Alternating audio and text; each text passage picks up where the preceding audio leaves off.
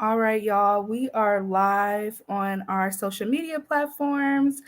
And like always, I would love to welcome everybody to the Diaries of a Black Girl in Foster Care. Today, we're going to be talking about National Foster Care Awareness Month, National Foster Care Month for those who refer to it as that. And yes, we're going to have another conversation about education. And like always, we're excited to be here. And this is a welcoming and safe space. So with that, I am Tasha Roberson Wing, and I recently graduated from OSU. I know y'all been hearing me every podcast like, okay, I'm graduating soon, but it's done. It is in the books. Now I'm looking for a job. Yes, So I am gonna pass it to Casey to kick us off, introducing herself. All right. Good evening, everyone. My name is Casey Getty, and I am the senior program analyst at the Center for the Study of Social Policy. And I'm also a foster care alumni, and I'm a business owner as well. And I am going to pass it to Alex. Hello, everyone. I'm Alexandria Ware. My current role is a 4-H agent at K-State Research and Extension. I'm also a business owner, and I own a nonprofit called Culture Creations. I'm going to pass it back to Tasha so she can introduce herself. And with that, I do want to recognize that we are missing Ahila and Imani today. They can't be with us, but we definitely miss them. But on the other hand, we have two wonderful guests, one being my mentor. So I'm going to pass it to Angie, and then we're going to pass it to Jocelyn just to talk a little bit about themselves and what they do. Hi, y'all. Great to be here. I'm Angelique Salazan, and I'm currently the policy director at the Congressional Coalition on Adoption Institute, otherwise known as CCAI. It is a nonprofit organization that works with members of Congress to educate and resource them on all things child welfare, protection, adoption, both domestically and internationally. And we're going to go to Dr. Douglas. Hi, I'm Jocelyn. I am currently a social worker for the Department of Social Services. Specifically, I recently transitioned into prevention and in-home services from investigations. I'm also a business owner. I'm a mom, and I am a foster care alumni. And an author. Oh, forgot that. Yes. And so, once again, just thank you both for joining us today. I'm excited to have y'all, and I know the other co-hosts are as well.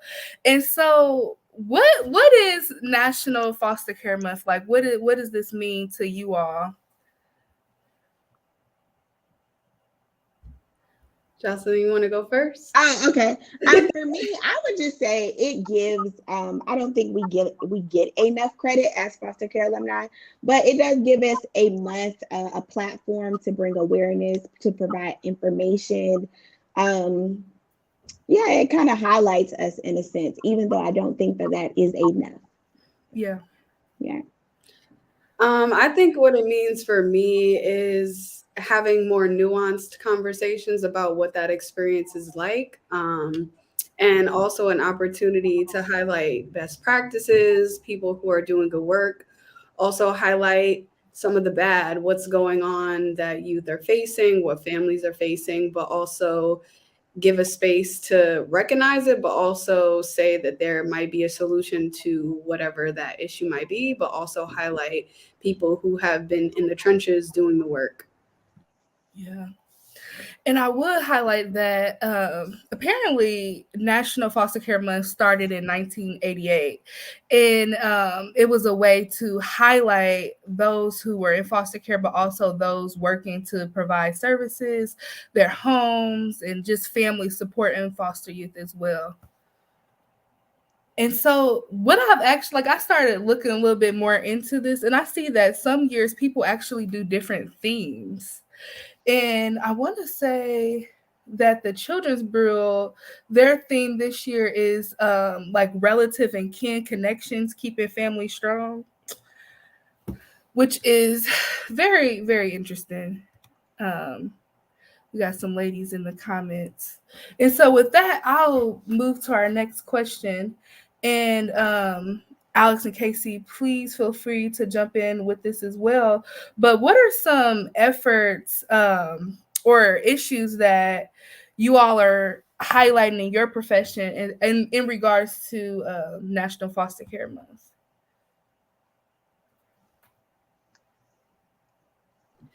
Well, I wouldn't say that I'm highlighting anything per se. I've been out of care for some time, and I've highlighted the issue of education during my time in the New York City foster care system and did a lot of advocacy around that. I think my role at CCAI is really to give voice to youth who are currently experiencing what education is like in the education system, whether it be K through 12 or higher education or workforce programming. So really just making sure that I'm staying abreast of what is currently happening, what youth are currently dealing with, and how the system may or may not have solved said issues within, their states. Mm-hmm. Yeah. Oh, Go ahead, Douglas. Go ahead. It's so small on my screen. I can't So see. Jocelyn, go ahead and answer, and then we'll go to the next person. Okay, I'm sorry.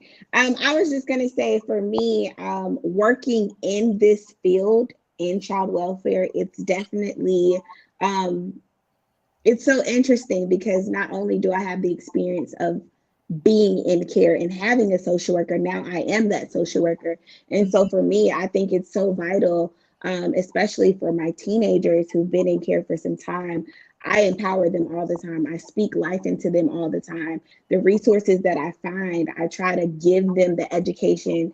In North Carolina, we have a program called Links, which is the kind of like a program who serves youth from ages 14 to I believe 23 or maybe 21, but I think there is still some services for people who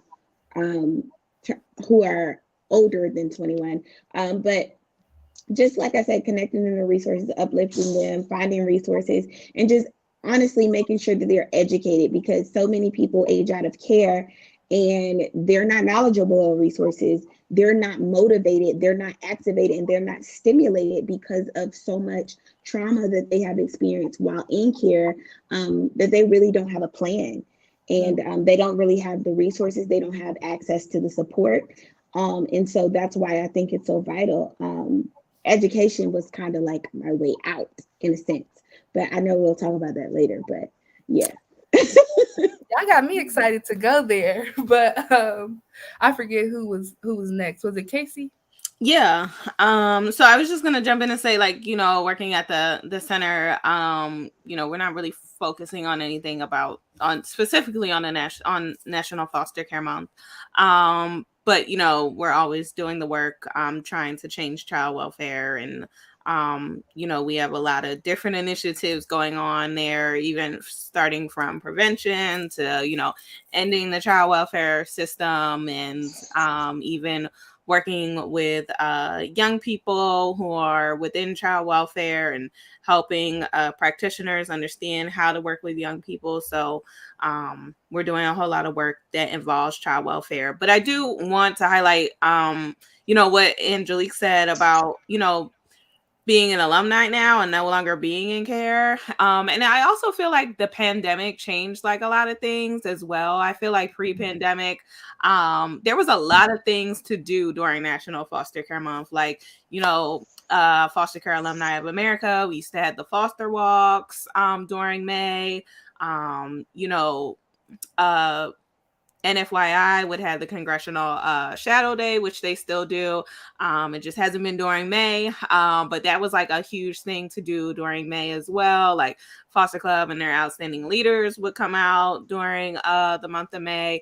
It would just be I felt like, and even children's rights, like they highlighted and talked about education within those who were getting their higher education within child welfare, who were a part of child welfare as well. There was just a lot to do. And I just feel like, now that with the pandemic hit, like a lot of things have changed, and, it's just not, it doesn't feel like the same. It doesn't feel like it was like almost felt like a celebration, or like a celebratory month, like to celebrate all the work that, you know, young people are doing, professionals are doing, and it just doesn't feel the same anymore. But, you know, that's why we need to bring the awareness back and continue to uplift this month, because it is a month that to not only celebrate the work that we have done, but to also bring awareness to those who are still within child welfare.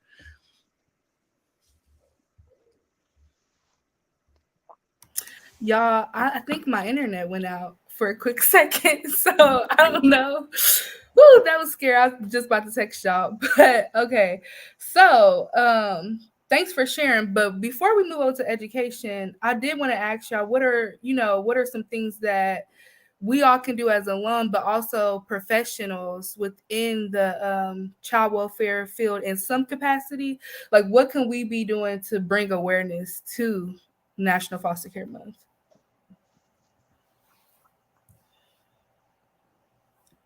I think just keeping it real. So a lot of times when we ask young people to come tell their stories, we don't ask them to come as their authentic selves. We ask them to just let's strategically share, not share some things. Sorry, my phone's connected to my watch and my computer. And so we don't ask them to just like share what's really on their heart. We don't ask them about like healing. We don't talk to them about that stuff. It's more so like, come share, and we want you to share this and be our tokenized young person. But like, let those young people show up in those spaces and call you out. And it's going to be uncomfortable, but that's the only way change can happen. That's the only way we can bring awareness to National Foster Care Month, with which I agree, it's not long enough because foster care ain't no month. People are in this system 365 days a year. And y'all get to go home, and we got to stay with some random people we don't know, but that's a tangent for another day.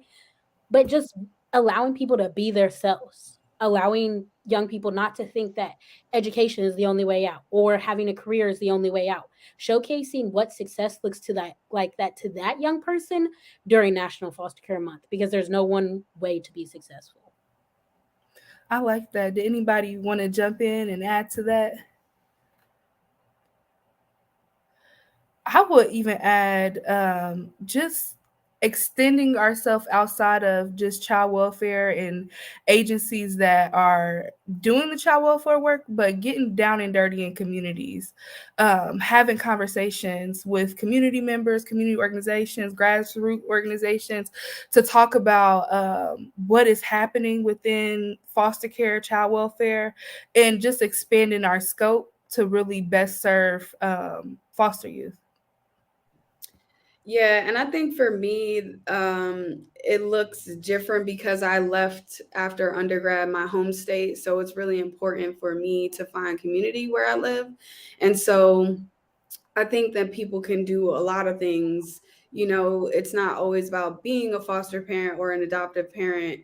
I think you can volunteer with a child welfare agency. I'm pretty sure they're in almost every community. So if there is a youth advisory board that's being started, that was important for me in DC, Maryland area, helping youth, you know, build their own advocacy and what that looks like for them when they're still in the child welfare system, when they're still connected to agencies.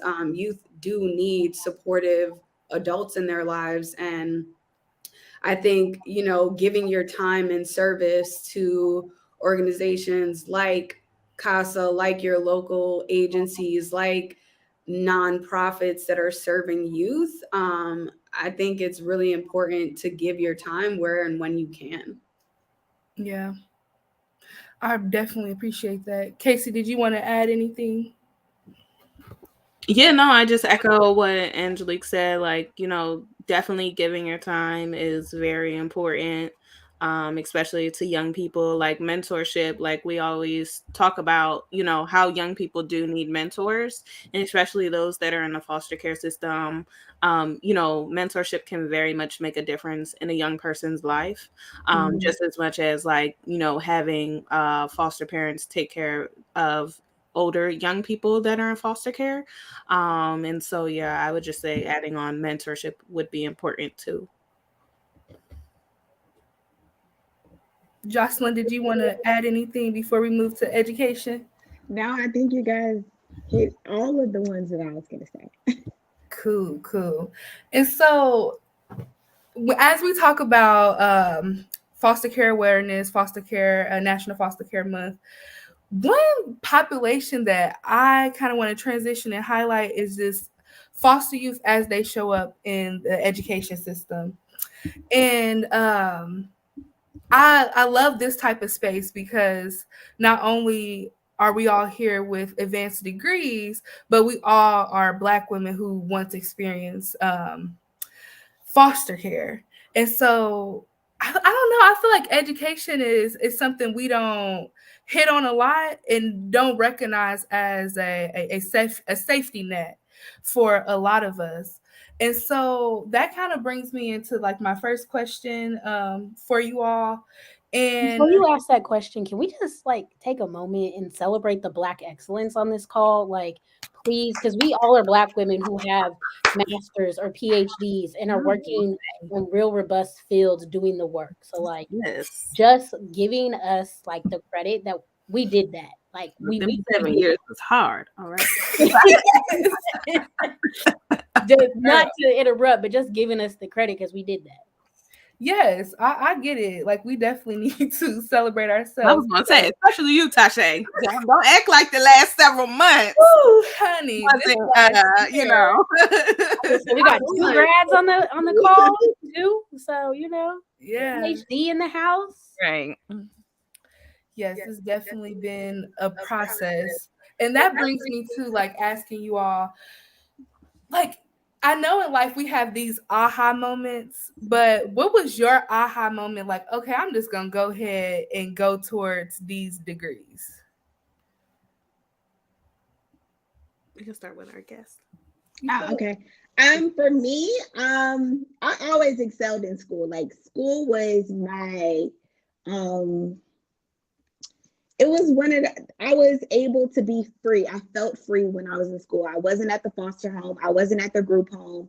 School was my outlet. So I was always just at school. I was trying to be in dance and soccer and any extracurricular activities that I was interested in. It was always at that school because I'm like, if I can just be at school and away from that place that I really don't want to be at, I was good. And then when I went back there, it was just like, ugh.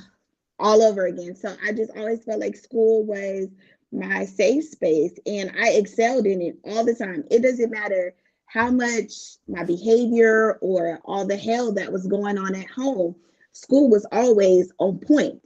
Like I specifically remember when I was in like middle school, I went to like maybe 4 or 5 different middle schools and I still passed with straight A's.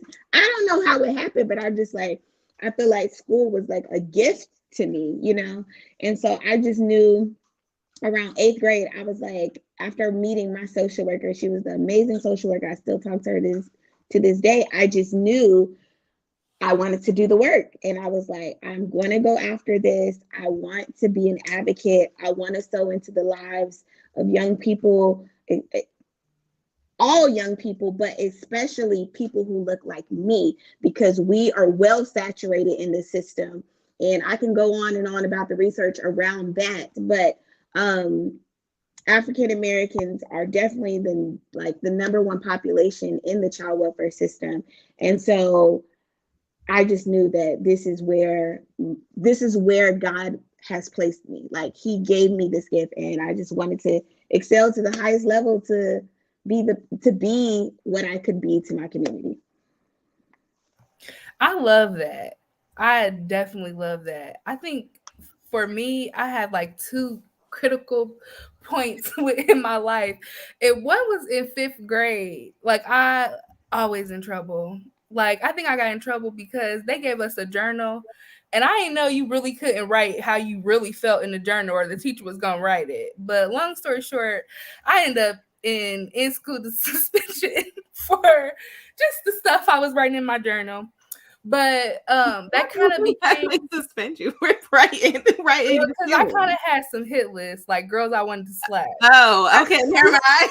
Never mind. Yes, but praise God for change. But I was just going through so much. And like my teachers really started to like go on walks with me in the morning or, write me notes. And I remember literally to this day, I have it somewhere. It's somewhere in my room. But my 5th grade teacher gave me a journal, and she wrote in there that I had potential. And that was the first time I ever heard that word or somebody ever told me like I had potential. And so I was like, dang, I can actually do good in school and get positive attention. I'm about to do this. And so I really just started thriving in school, and it kind of became like that outlet and like a way for me to kind of like a distraction in a way from like, home life, what was going on. And then I would say my second point where I'm like, okay, I'm about to go back to school. It had to be like after I had graduated undergrad. And honestly, I always picture myself going to college just for a place to stay, because we don't talk about how like once you go out of foster care and then you go to college, that is also a place for you to stay. And so I never really envisioned life really after that. I just was looking for a place to stay. And I remember graduating, I went to intern with the Congressional Black Caucus, and I was working on the Hill. And I was taking these phone calls, and I'm like, okay, this is too much. These people are distressed. And then I kind of came up with this idea that I was going to go back to school and do social work so that I can learn the foundation of social work and apply it to the policy arena, because I felt like I don't know, like people-centered solutions were missing, and compassion, empathy, something that I often talk about on here that I try to live by is being empathetic. But I feel like all through that, I've always had some supporter, like teacher or whatever, helping me along the way. Did not mean to go on a long tangent with that, but no, you are fine. No, that's your truth. I would say that for me, I probably come from this in a more privileged aspect, which drove me to do the work. I was in my biological family took me in, and that's a whole nother story about what they had to deal with. But I think I come from this in a privileged aspect in that my agency went above and beyond to have a connection with my school to communicate. And that's why I started going so hard. I started working with bigger organizations like the Children's Aid Society in New York City, where they were working on getting foster youth through college. At that point, I hadn't paid for college. So I was like, please put me as your poster child, because I would love to see the day where every youth who wants to do a workforce training, whatever, to have that sense of self-sufficiency. And I don't think we talk about that enough when it comes to foster youth. Education is a mechanism to lift you out, one, of poverty, and two, when you know better, you do better, and education is part of that. And so I got into this work because I was so frustrated by the lack of coordination. And I just really used my experience to say that there are people who are doing this right. Like I remember being like 5 years old at the time where I was removed from my biological parents. Like, we just have to understand that leaving your place of a nurturing space, like your parents, that's always going to be traumatic. And there are back end results in a child's behavior. If we just start at that knowledge base, I think people would have more empathy, because when children go to school, they're there for most of their day, and they're taking out whatever happened at home or in their environment out in that setting. And I don't think educators understand that enough. Of course, I think school counselors do. I mean, they have to be privy to certain things, but the relationship between agencies who have the caseload and schools who deal with the children, and just that flow of communication, was something that I had someone in the agency only for educational purposes. They were the education person in the agency. Like, my social worker had nothing to do with my school situation. And so there were different things that I started to see as a program participant with this. My case was in this agency, and I'm seeing all these parallels. And I'm like, well, if it can be done here, there just needs to be a certain level of organization, a certain level of operations and communications that happen. And so that's really what brought me to go so hard, because so many youth in the foster care system fall through the cracks and then end up in another system like juvenile justice. And I love that you had brought that up. And I didn't know if Casey and Alex, if y'all wanted to answer the last question before I kind of swayed, but if I did. Yeah. So I'm trying to think back I always, when I tell my story, I always start my story off about how I wanted to go to school to be a pastry chef. And because I really liked cooking and I was into, pastry. I had the dream all planned out. I was gonna go to this restaurant school in Philadelphia, and I was even gonna go do the Disney World internship because I ain't never been to Disney before. Still haven't been, but we got it on the bucket list. But regardless of that, I had the whole dream plan figured out. And because college, my adopted parents had always talked about us going to college. Like that was always like a thing. And it was planted early. And, I was going to go to school to be a pastry chef. And then I entered foster care. And, it's because I entered foster care that I changed my mind about going to school as a pastry chef and decided to go to school to be a social worker, because I just knew that I didn't want anybody to have to go through what I went through in foster care. And also knowing that, everybody has their own story, but I also know that there are other stories out there that are worse than mine. And if somebody went through something worse than I did in the child welfare system, I wouldn't want that to be a thing either. And so I decided that I wanted to go to school to be a social worker because I was going to change the foster care system. And so, I didn't, and we'll probably get into this later. Like, I wasn't the goody two shoes in school either. Like I always was getting in trouble, all the time. Because nobody knew or understood, what I was going through at home. And then while I was in the foster homes, while I was in group homes and stuff like that, nobody ever knew that story. There was very seldomly few people that knew. And I quite frankly don't think anybody found out until I was a senior in high school. And that is part of the issue. That gets me so angry, because why did that happen? Mm-hmm. Why wasn't your school communicated to and with? And why weren't you taken out of class to talk to the counselor? Why weren't you given the resources you needed to thrive in school? And these are the blind spots that need to be addressed in the education system. And I also want to comment on that I have to also say that a lot of people who get into this field, they want to help people. This is not just about helping people. This field is so much more deeper than just helping people. These are real families with real issues, with real problems that are just deeper than a little help. We're talking about deep-rooted trauma that has went from generation to generation to generation. And when you get in this field, you have to understand your why.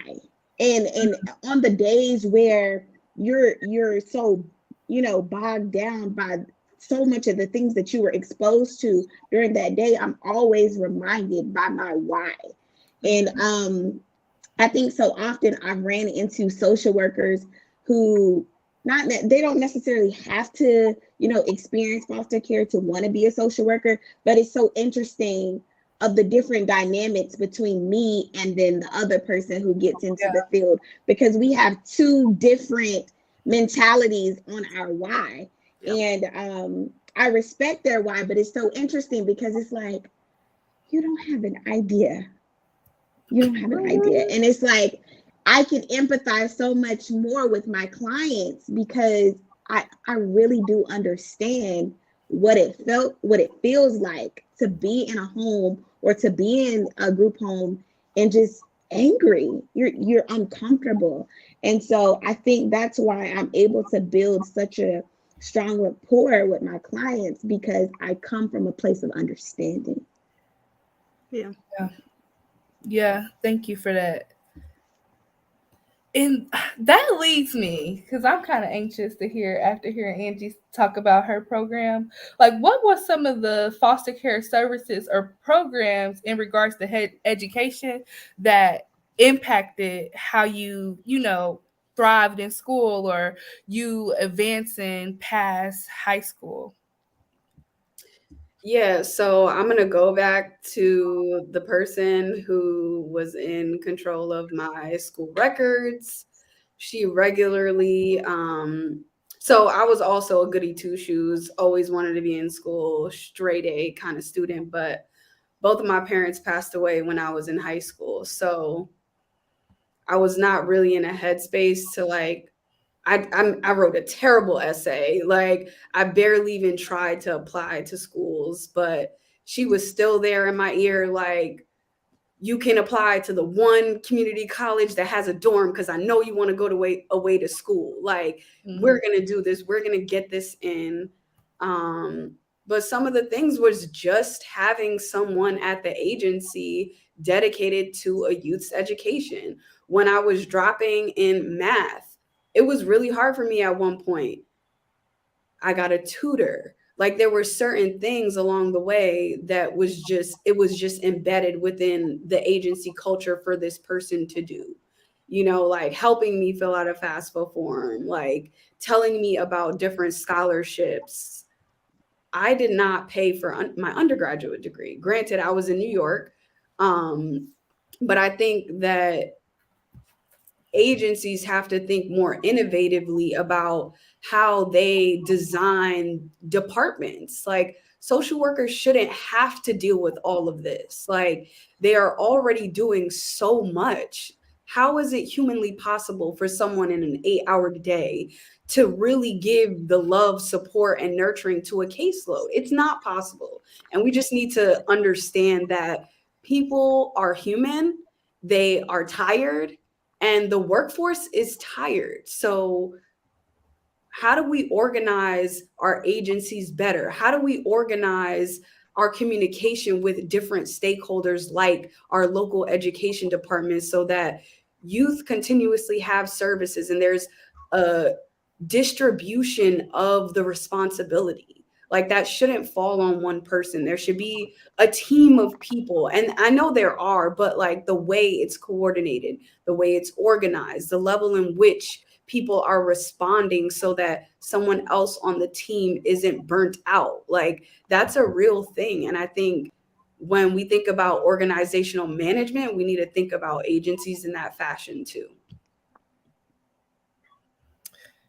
I know on my end, going back to what Casey said, I don't think anybody really knew I was in foster care when I was in high school until I got kicked out of my placement at 18. And I think for the most part, nobody really knew about my home life, and they probably assumed everything was good because I always made good grades. I was a part of choir. I threw shot put, discus. I was part of student council. I was a sophomore class president. And so it literally took me getting kicked out of my placement and showing up to school crying to people to realize like, oh my gosh, are you okay? And then it's like, even in terms of school, I remember my caseworker to show up, see my grades, and like, oh, I don't need to do much here. You got it going on. Like, you have it together. But it's like, I didn't have it together. I was suffering with, depression. I was erasing my arms, like, just to feel something. Like, I just did not have it together. But I guess because it looked good on paper, it was never no correlation between school and education. I just had the internal drive to want to thrive in that space. But it was until I dang near got kicked out of my placement, lived with somebody else, that I found out I had a CASA. And I'm like, at this point, I've been in foster care forever. Found out I had a CASA because like then it was Officer Wing who found the CASA, but now Officer Wing is my mom. That's a long story. But I found out I had a CASA.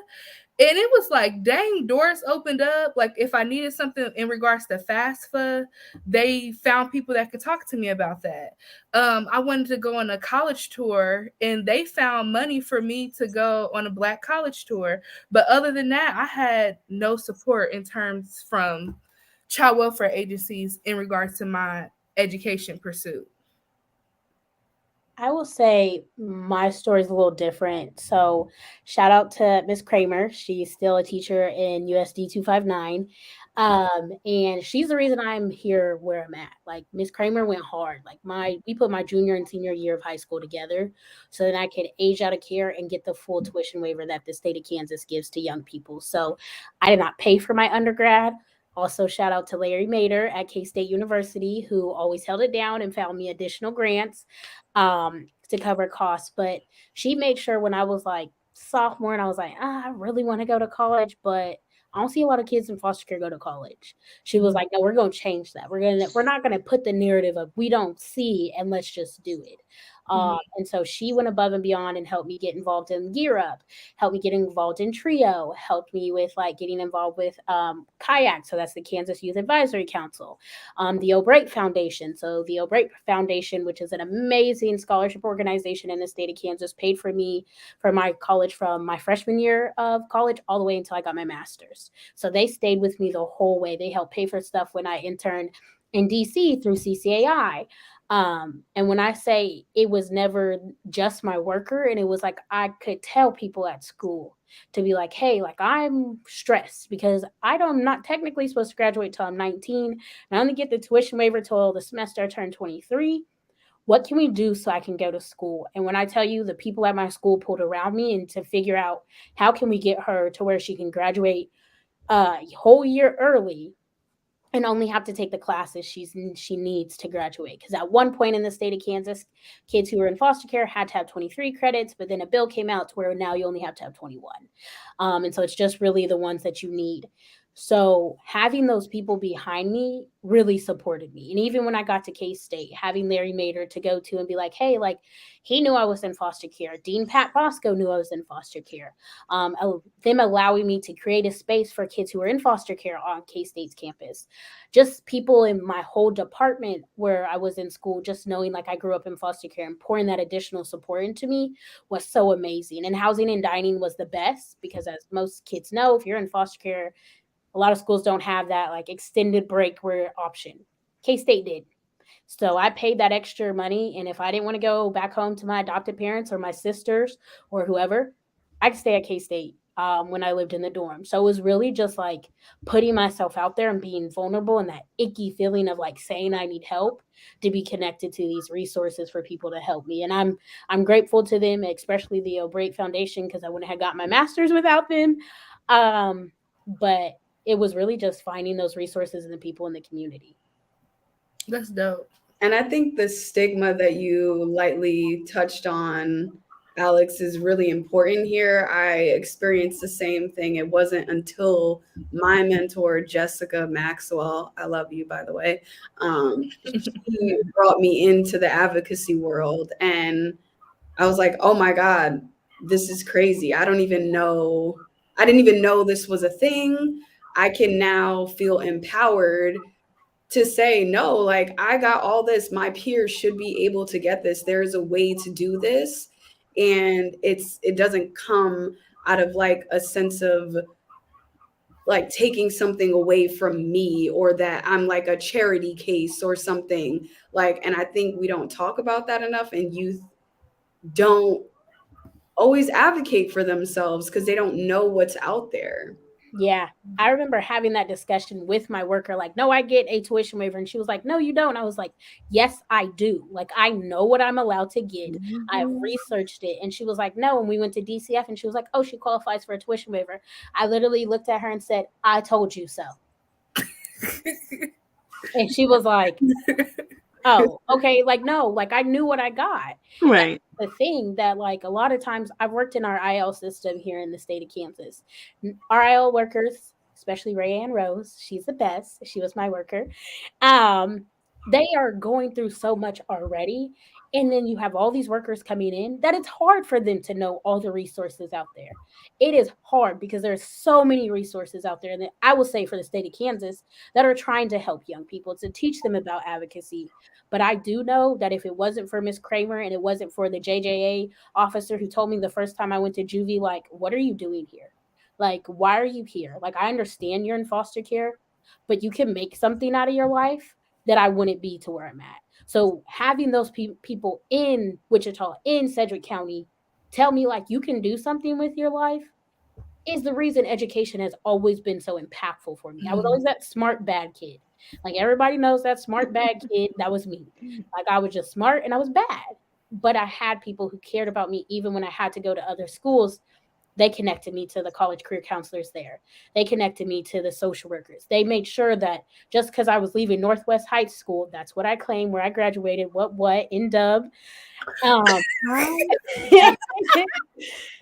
They made sure I had that. They made sure that those teachers knew coming in that like, hey, this kid is in foster care like they did for you. Like they knew. I did not care. I did not care. People could know I was in foster care. I was not that kid who wanted to hide it. Like the state's my mom and daddy. I live with these white people. It's okay. Sorry. It's just, I told y'all. I appreciate your authenticity. Hey, I can count on Alex. To keep it real. Real child. Yes. Casey or Jocelyn, did y'all want to add on anything? Did you want to go, Dr. Douglas? Oh, you can go ahead. I'll wait. Okay. I'm gonna make sure I practice Dr. Douglas because you're gonna get this doctor out of me. So when thinking about some of the resources, I would definitely say when I was in college. So again, not a straight A student when I was in college either. I excelled in social work school, but I did not excel in everything else. So it took me a while to graduate. It took me 7 years. And one of the things that I'm grateful for is the program that the state had, or that was funded by the state, but was through Rutgers, and a few other schools as well, was that they had college, they had support coaches, specifically for young people in foster care, that would help you as you were going along in school. And it was attached to your scholarship. Now, I got kicked out the scholarship. I lost my scholarship because I was on academic probation. That should probably not happen, especially for young people that are in foster care. But regardless, my support coach was like, look, even though you're not in the program anymore, I'm still going to help you. And so that is how I learned time management, because I did not have any sense of time management. Like I was like, I ain't got time for no tutoring. She was like, well, I'm gonna need for you to figure out some time because you're not gonna pass this class if you don't get tutoring. And so, I really had to change my whole mindset about school and really put school first. I was involved in a lot of foster care advocacy work at the time when I was in college. And, I remember one of my mentors telling me, like, Casey, you can have all the accolades that you want, but they're not going to mean anything if you don't get your degree. Mm-hmm. And because I was winning a lot of awards, I was doing a lot of speaking engagements, I was doing a lot of different things. And she was right. Like, what is all of this going to mean in the end if you don't have anything else to back it up? Like, where's your expertise at? Your professional expertise. And so, that really made me change, like, my mindset about school. And my support coach, she helped me. And she helped me graduate. I also had other mentors. Hey, Marla, one of my professors at Rutgers School of Social Work. And I would also say, like, I was just talking about this earlier today with my supervisor about a program that the school had. It was called the Summer Housing Internship Program. And it was specifically for young people who are in foster care in New Jersey. And it was like, you could get housing. You got your summer housing for the summer. And it was on 4 different campuses. It was on all 3 Rutgers campuses, and then also on Montclair State. And then also you got to do an internship that was similar to what you were going to school for. So I had the opportunity to intern for the Department of Children and Families here in New Jersey. And then also you took a class during the summer. And so you were getting 3 extra credits that could, regardless of what school, they would make sure that it would transfer to your school. But I was already going to Rutgers, so it was automatically 3 extra credits. And I needed them credits to boost my GPA and to pass.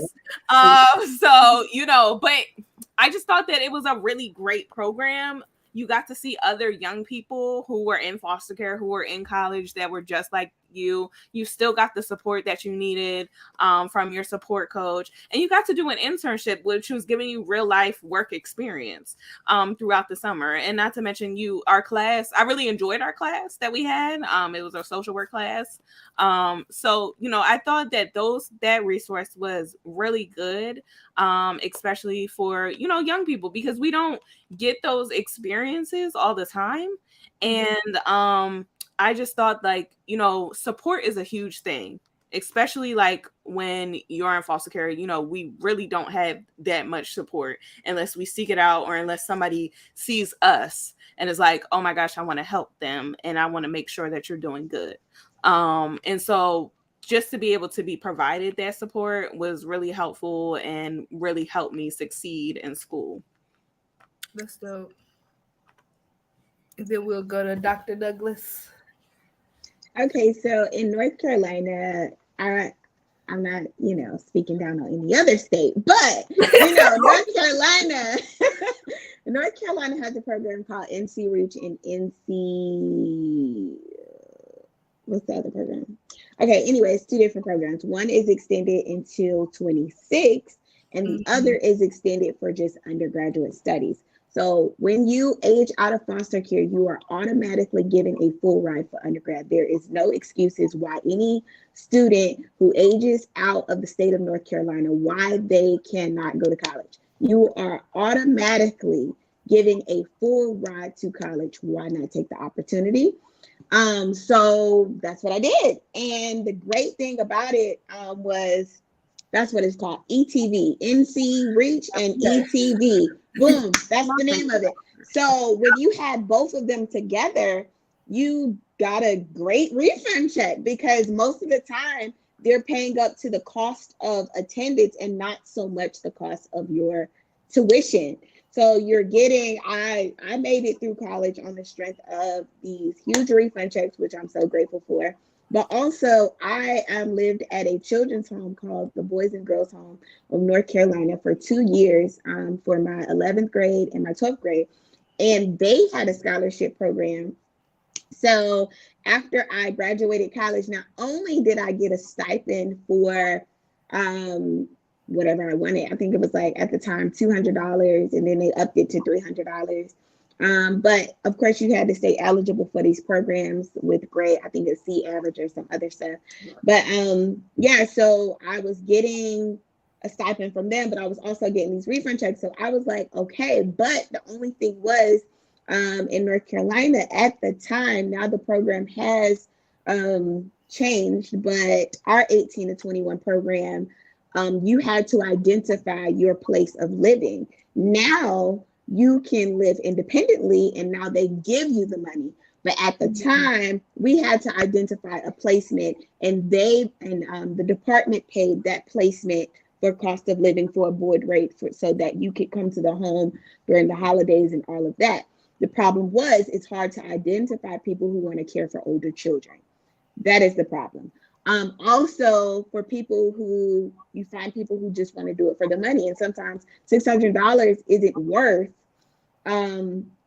somebody using your lights and water and all of this stuff. So it was challenging. I did find somebody, but I never actually went to the home. So essentially they were getting free money because I had to have somebody on paper. So I was actually homeless during my Christmas break because our dorm rooms closed. So I was, at the time I was working, I always worked during college because listen, we had bills. I had a car payment. I had all kind of adult bills that you probably shouldn't have in college that normally you would be supported by a parent in a normal situation. Yeah, I had to fund it myself. So it was okay. I made it through. But yeah, I was couch surfing at the time. I was working at a hotel. So my supervisor did let me stay there sometimes. But then I was talking to my children's home and I'm like, listen, I can't keep living like this, like in my car, trying to sleep, house surf, couch surf. It was a lot. And I was used to moving, but it was just reliving that foster care situation all over again with this couch surfing stuff. I'm like, I'm used to doing this, but I need stability. This is really impacting my mental health. And so my sophomore year of college, my group home was like, listen, we never did this for anybody, but we will pay your rent up to, I think it was like $500 and something at the time. So I ended up got in student housing over the summer. Another thing was I found myself excelling in school, like you said. I believe, Tasha, you said that you need a place to stay. And so I found myself going to summer school so that I can secure that housing. Yes. Hey, this is crazy. And that's where my loans came from. Like I literally took out loans, took classes that I didn't even need to take just so I can have money absolutely to pay for somewhere to live. Yes. Over the summer. Yep. And so when I realized that they would pay my rent, I was like, no more summer school for me. So I took advantage of that. They paid the rent. They paid the rent, gave me a stipend, and I was still getting refund checks from the school. Now, here is the thing.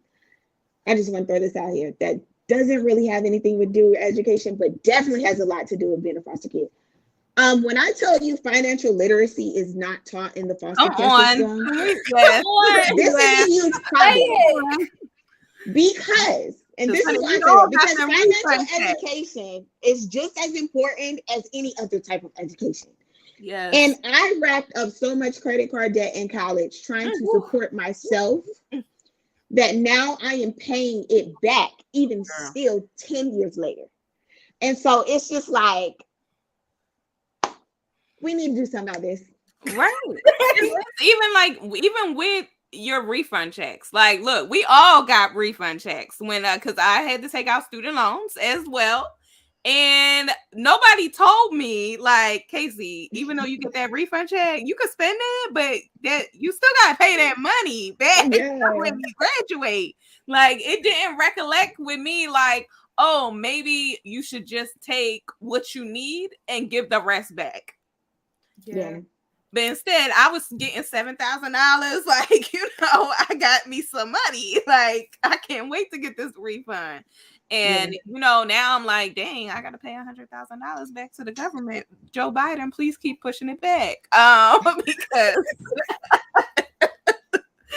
I don't want them to come and find me. But, it's just that financial literacy it's very important. I definitely agree. It's just as important as education because, we spend the money. Like understanding credit and all that. Right. And I know we getting there on time, but before we leave, as we're talking about awareness and things like that, what are some of those hidden issues that foster youth may experience on campus that we should shed light to increase this 3% of foster youth graduating?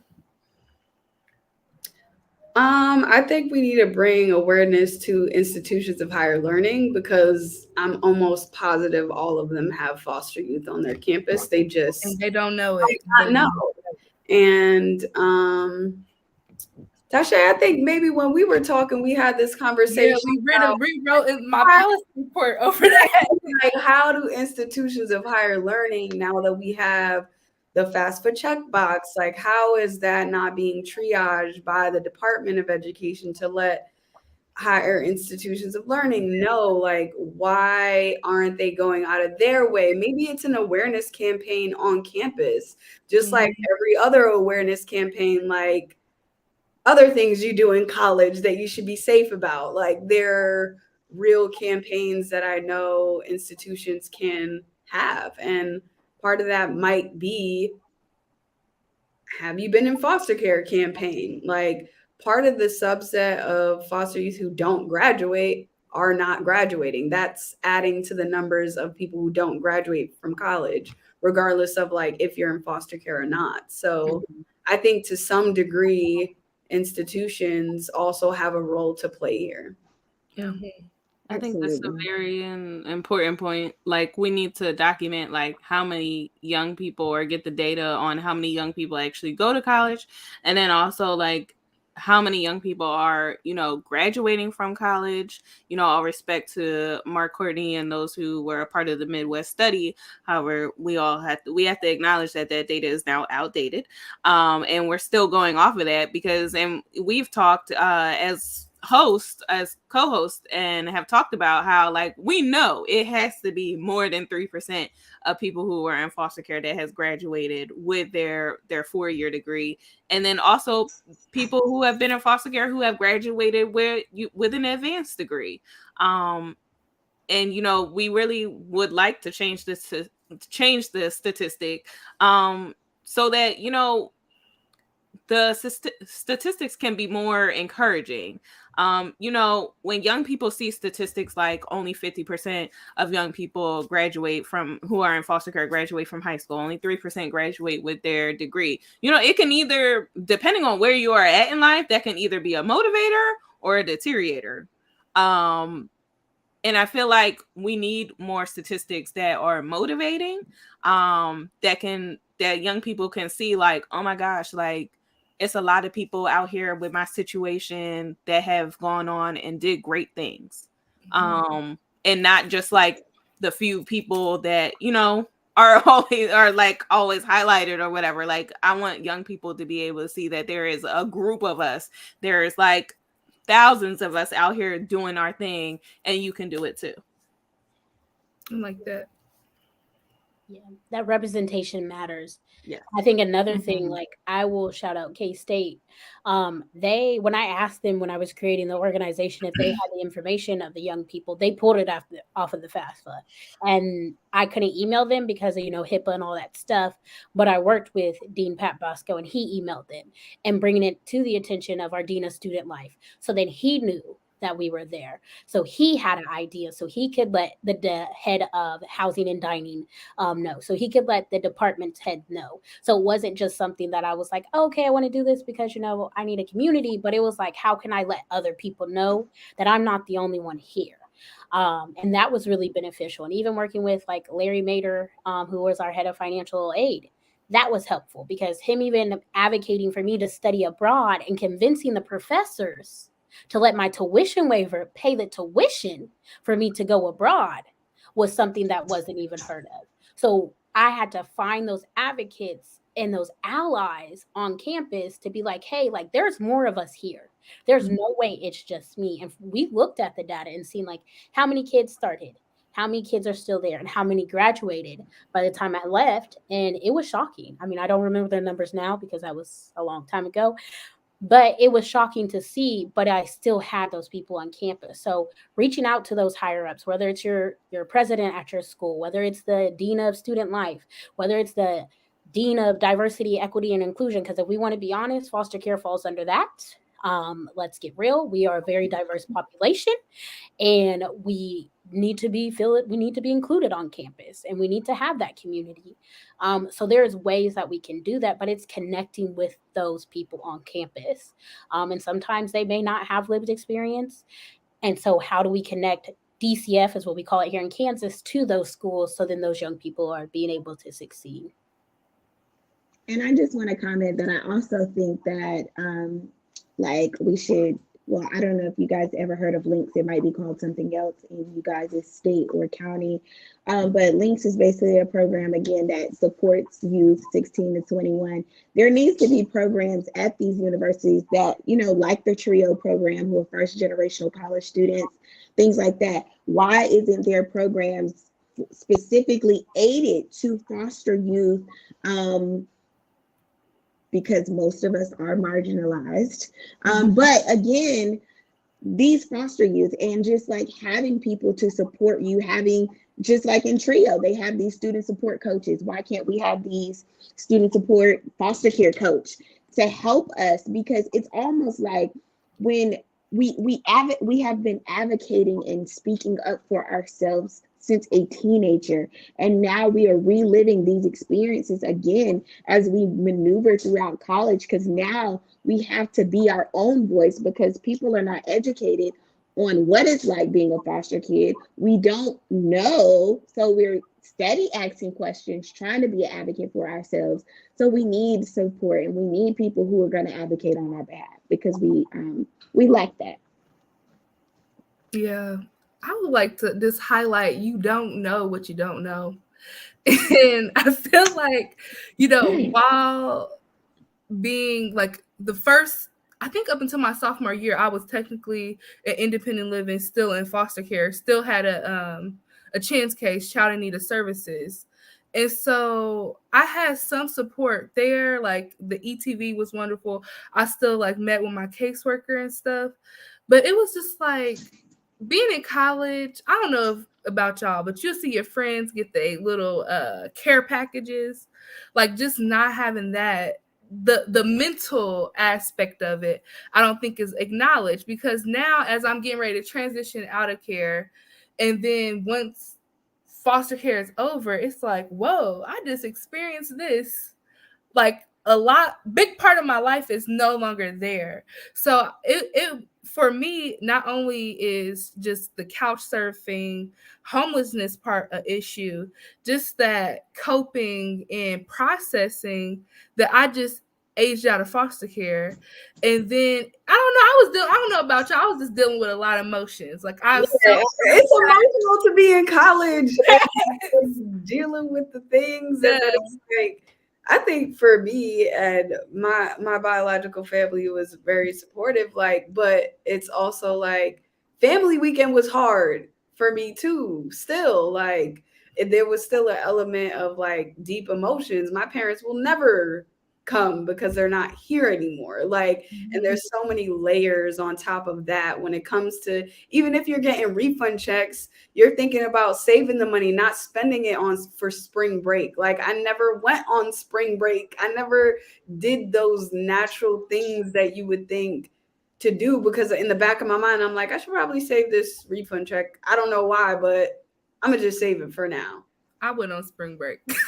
Not, but like things that like you have to think about, because there's an element of adulthood that like you have to take on. Yeah, like I'll keep it $150. When I got to college, I don't know what happened, but I was like, okay, I'm about to age out. I need to figure this out, because it's like that aspect of you aging out, but you don't have that forever family or forever support. And so like I kind of started like getting close with my parents again. But the crazy thing is they both went to jail like a week before moving into college. Like my dad left me a car. So I'm like, oh my gosh, I'm moving to college with a car. I don't even have the proper registration for this. And like both of my parents are in jail. So it was just like, I don't know what I'm doing here, but somebody please help me. And those are a lot of big like emotions to process. So like I know when I went to Oklahoma State, I wrote a thesis and I interviewed some kids on campus about like, what is it that Oklahoma State can do to make you feel part of the community? And one thing one young person said was like, when there's family weekends, why can't we have it to where like the kids who are in foster care get together and go to the game? Like, can y'all put us in a suite and it's just all of us together? Mm-hmm. And I thought that was really powerful of like, yeah, I don't want to complain. Like, yeah, I ain't got no mom and daddy, but like, there's other people on this campus that I can go with. And like, they also talked about processing those emotions. Like, I just experienced this big thing my whole life. And now you're like, goodbye, you're 18, 21, 23, whatever your system does, get out. And they're like, whoa, like, what is this? Like, you were my parents for most of my life. Like, now what do you want me to do? Go to college? Just be here by myself? So where does that support come in for young people? How do we help them understand that?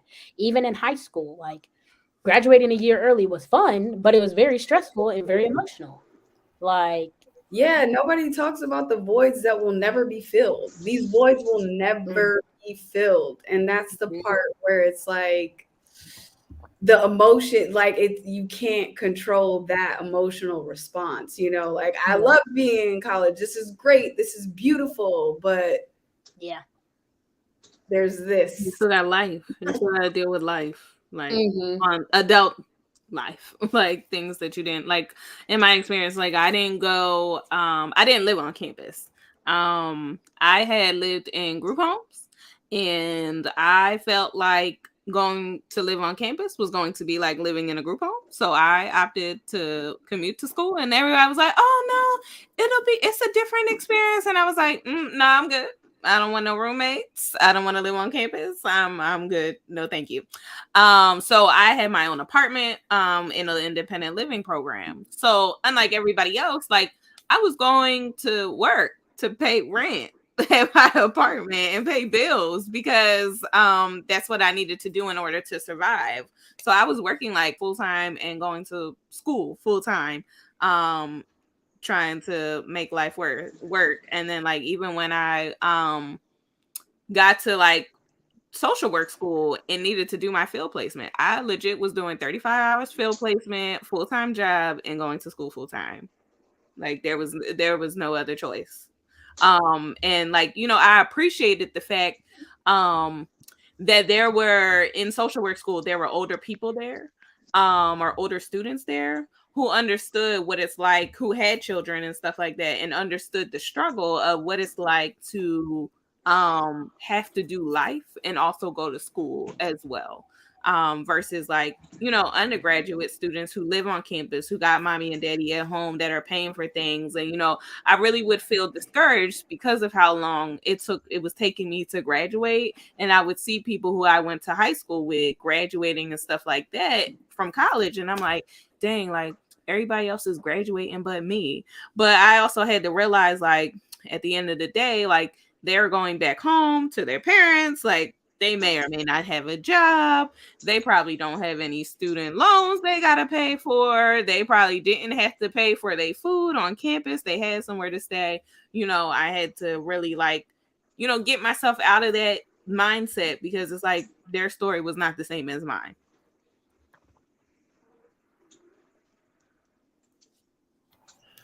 Yeah, that's important to highlight.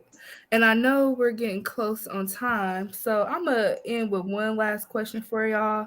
And not necessarily a question, but like, is there any like words of encouragement, any advice you would give to prospective or current foster youth or Black girls who are a part of the foster care system, currently in college or hoping to go to college?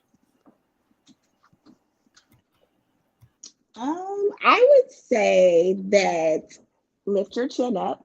That's one. Even when you feel like you're not enough, because being a Black girl in higher education, there's always this imposter syndrome, like you don't feel like you should be there. And the devil is a liar, okay? You deserve to be there. You have worked hard to be there, and don't allow others to dim your light.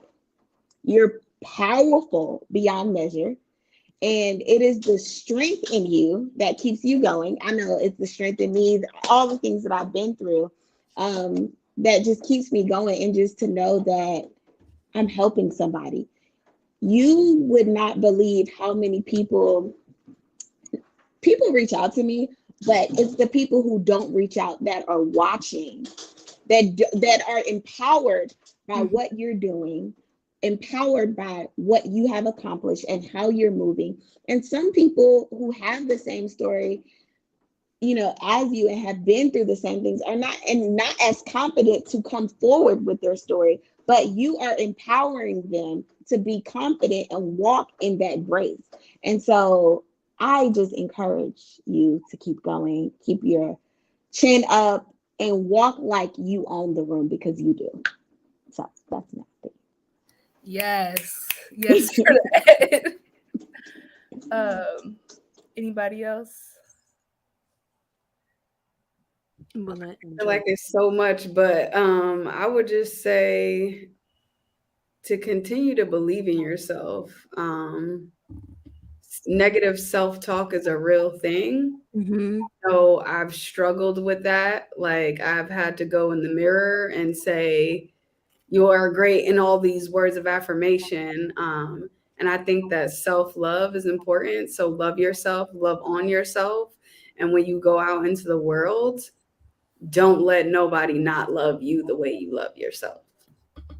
Yes. Yeah. I would definitely say there is light at the end of the tunnel.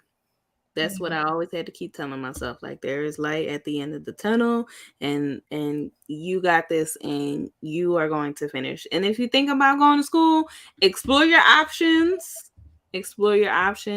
Don't let, anybody tell you that you can't go somewhere. Explore your options and find the right person that's going to help you and mentor you throughout school and stick with you. Wait, let me piggyback off of that. Ask your agency to pay for it. If Right. you want to go explore something, go do that CNA course. They will pay for it. And if they can't, keep advocating for yourself so that they pay, so that you don't go to college and take a wrong major. Do all the things to experience a field, and ask your agency to pay for it. Yeah. And I also say, like, you don't have to do a lot. Just because you're in foster care doesn't mean you have to do social work. Does not mean you have to do social work. I know a lot of us have taken that path or had chosen that path, but just because you're in foster care doesn't mean that you have to do social work. You can do something else and still give back to your community. So always remember that as well. Yes, please remember that. I'm gonna say two things. So one is, if you are going to college, enjoy your college experience. Please enjoy your college experience, because going to college, let me tell you, I may have been broke, but I was broke with best friends that I have for the rest of my life. Like, Your college broke is a different experience. My best friend, I am their godparent, like their children's godparent. That is my ride or die for the rest of my life. Yes. But I built my community with them, with him and other friends, to where we had Sunday dinners and everybody was required to cook one Sunday. Now, not everybody could cook very good, but we all tried, and we became a family. And now we are 30, 31, 29, and we're still close. So enjoy those experiences. Part of my first semester, I was always in my room. I was like, I'm just going to do work and get a 4.0. And then one of my friends was like, bro, please come to this party with me. Like, you'll have so much fun. And I was like, but I have a paper due in 2 weeks. And they're like, 2 weeks. Oh. And I was like, that was definitely the life that I was living too. I was definitely That 11:59 deadline. yes. Up late in the library. Ooh, late nights and early mornings. Yes. So enjoy that experience. And second, make sure, like, if you are struggling, ask for help. Yes. Please ask for help. Yes. There are tons of resources on campus, whether you're struggling mentally, financially. Just ask for help. Do not be afraid to ask for help. As Black women, we do not like to ask for help, and we think we need to hold everything on our shoulders. And sometimes you just need to be like my auntie Linda always said, life's roughest storms prove the strength of your anchor. And I never knew what she meant by that until I was like, I can't. My life is falling apart, and I need people to help me. And I had to ask for help. I had a professor who was like, "You never smile." And I was like, "Yes, I do. I just don't like walking up this hill to get to this class. So I'm not about to smile to walk up the hill." But it's because I was afraid to ask for help about everything else going on in my life. And once I did, I met so many amazing people who have helped me get to where I'm at. So please, please ask for help. And if you don't know who to ask or know how to ask, we are here. We got you. We will help you find people. Yes. I would definitely say, like, if you're looking to go to school, just stay open-minded, explore different majors, different careers, like get a mentor. Like I don't know how people do it. I got a couple mentors, but they are so like crucial in just, throughout life. But if you're currently on campus, I say build community. And if you're a Black woman on campus, take up space. Like, do not limit yourself, take up space, just enjoy yourself and really build community. I feel like for me, just getting involved was a big part. Fun fact, I actually was homecoming queen at my university. Okay. And it was through getting involved, like I built a community that I don't even think I would have made it to graduation without. I say this all the time. Don't limit yourself. Like, I know sometimes we go to school with our best friends and we just stick to that. I met my best friend the first day of time I was on campus. We was in line getting our IDs together. And you know what? I was like, this is a new start. I'm just going to talk to people. I never knew that this girl was going to be my line sister, a person I celebrate every birthday with. Like, I'm gonna be a bridesmaid at her wedding. Like, I just didn't know this was gonna be, but because I had that open mind and was determined to build community and get involved, like my experience in college like skyrocket because I was open minded. And we can't say it enough. Ask for help. Talk to those professors. Like, when I tell you, life be lifing. So you got to be honest with your professors when life is life. Like I went through a lot in undergrad, but I was able to come out because of mentors, because I went to the professors, and sometimes I had to go to departments and be like, this is what I need. So that's what I would say. And I want to say one more thing. Education is key, but there are always other options. So don't feel obligated to go and get a 4-year degree if that's really not what you want to do. There's always entrepreneurial resources. Let me tell you, they have the best tax write-offs. Listen, I learned this stuff way after college, but yeah. So if you want to take up a trade, go for it. If you're in North Carolina, again, North Carolina will pay for your trade at the community college. If you want to go to hair school, they will pay for it because those programs still have a tuition type of, you got to pay your tuition to go. So go and fill up those spaces. You don't have to go to a 4-year degree if you do not want to. Don't feel pushed. Always take up that entrepreneurial space. So there's that. Yes, and let me say, some of these trades make 6 figures. They make more. Yes, more than that college degree. Mm-hmm. They make more than that college degree. Yes. And again, ETV money can help pay for that as well. Yes, again. Yes, shout out to ETV and all the who do great work and support foster youth. Yeah. And those who are wondering what ETV is, it stands for Educational Training Voucher. Yes. Yes, I had a couple of, I used ETV. That was very helpful. Yes, same here. And I will say, One Simple Wish is a resource as well. They do help us a lot. So they're one of our sponsors. So shout out to one of our sponsors. They help out a lot as well. Danielle and the team are amazing. Amazing.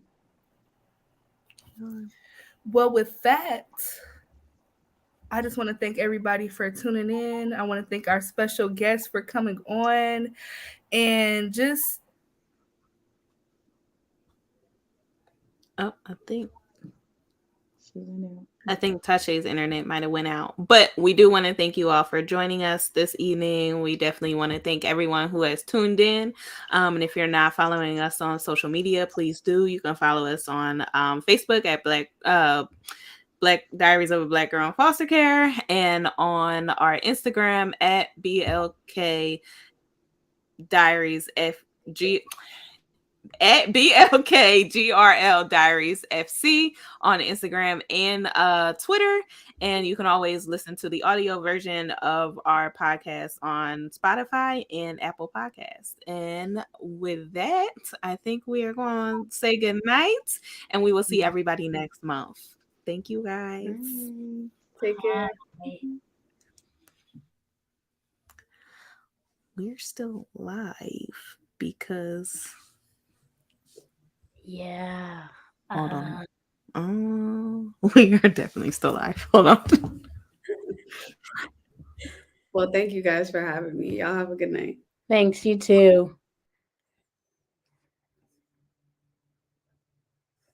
I wonder if we leave the studio, if it will close it out.